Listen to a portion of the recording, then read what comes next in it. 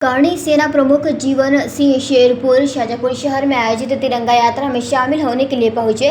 इस यात्रा का आयोजन करणी सेना परिवार द्वारा किया गया था, जिसका उद्देश्य देशभक्ति की भावना को बढ़ावा देना और राष्ट्रीय ध्वज के प्रति सम्मान व्यक्त करना था। तिरंगा यात्रा शहर के विभिन्न मार्गों से होकर निकाली गई, जिसमें बड़ी संख्या में शहरवासी शामिल हुए। लोगों ने हाथों में तिरंगा थामकर देशभक्ति के नारे लगाए और अपने देश के प्रति प्रेम का प्रदर्शन किया। मीडिया से रूबरू होते हुए जीवन सिंह शेरपुर ने कहा कि वर्तमान में राहुल गांधी द्वारा चुनाव आयोग में लगाए गए आरोप एक राजनीतिक मुद्दा है। उन्होंने कहा कि यदि आरोप लगाए गए हैं तो चुनाव आयोग स्वतंत्र संस्था है, उसे सारे सबूत पेश कर जांच करनी चाहिए। हरदा घटना को लेकर उन्होंने कहा कि हम सरकार के वादों के लिए कोई विरोध प्रदर्शन नहीं कर रहे हैं, जिससे यह न लगे कि हमारी लड़ाई सरकार से है। अगर प्रशासन ने गलत किया है तो उन पर मुकदमा चलाया जाए और सख्त कार्रवाई होनी चाहिए। उन्होंने आगे कहा कि जो कार्रवाई अब तक हुई है वह केवल दिखावे की है। जिन लोगों ने लाठीचार्ज किया, हमारे साथियों को मारा, वह एक तरह से अपराध है। जब कोई व्यक्ति पुलिस के पास अपनी रक्षा के लिए जाता है तो वही पुलिस भक्षक बन जाए तो यह बहुत ही दुर्भाग्यपूर्ण स्थिति होती है। जो मदद मांगने जाता है उसी पर लाठीचार्ज किया जाता है। हम शांतिपूर्ण धरना प्रदर्शन कर रहे हैं। मुझे संविधान ने 6 मौलिक अधिकार दिए हैं और मैं उन्हीं में से एक अधिकार का प्रयोग कर रहा था। क्या हम अपनी रक्षा और अधिकारों के लिए नहीं लड़ सकते? उन्होंने कहा कि आज भी देश में गुलामी बाकी है।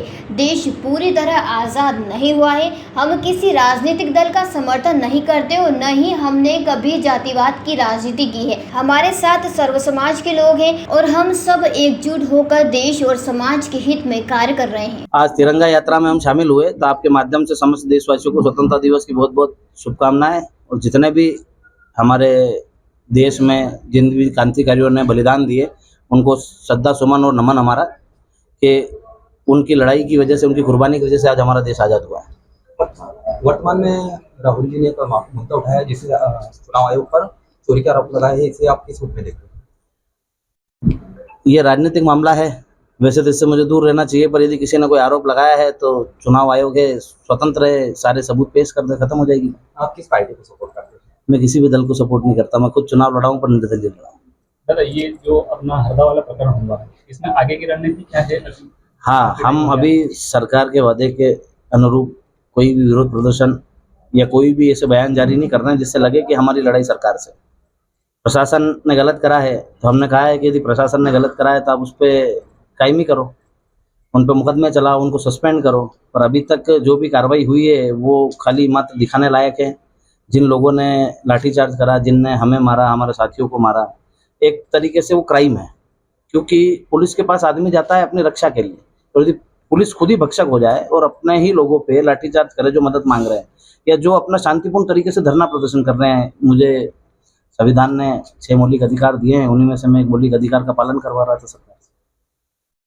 तो हम उसकी रक्षा के लिए, हमारे स्वतंत्रता की रक्षा के लिए, हमारे अधिकारों के लिए नहीं लड़ सकते? मतलब हमें समझना चाहिए कि देश पूरी तरीके से आज़ाद नहीं हुआ है। आज भी इस देश में गुलामी बची है, जो सरकार पुलिस के माध्यम से करवा रही है।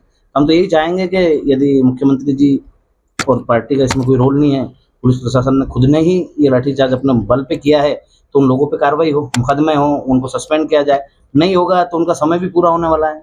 जैसे समय पूरा होगा वैसे ही एक बड़े आंदोलन की तैयारी है, और तैयारी आपने देख ही ली है। जिस जिले में भी, जहाँ से भी हम आह्वान करेंगे, हर जिले में हमारे करणी सैनिक बहुत सारे हैं, काफ़ी संख्या में है। हर जाति, वर्ग, धर्म का व्यक्ति हमारे साथ लड़ रहा है, क्योंकि हमने कभी भी जातिवाद की लड़ाई नहीं लड़ी। मैं राजपूत समाज से हूँ, करणी सेना परिवार तो सैनिक हूँ, पर हमारे साथ हर वर्ग, हर धर्म का व्यक्ति लड़ता है, क्योंकि हमारी जो 22 सूत्री मांगे थी वो हर वर्ग, हर धर्म की थी।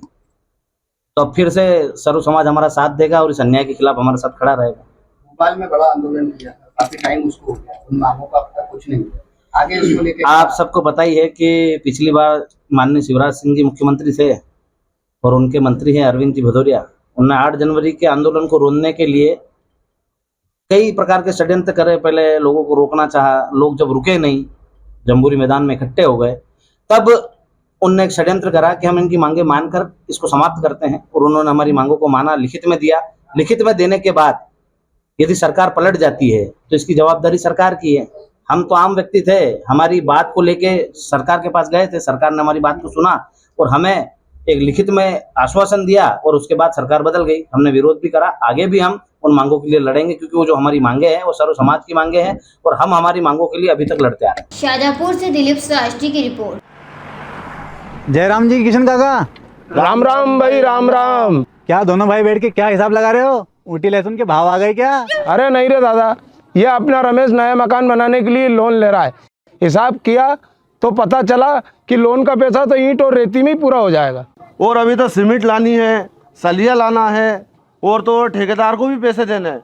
मेरे तो कुछ समझ में ही नहीं आ रहा कि कैसे बनेगा मेरा नया मकान। अरे किशन काका, कहाँ इन रेत सीमेंट और लाल ईंटों के चक्कर में पड़ रहे हो?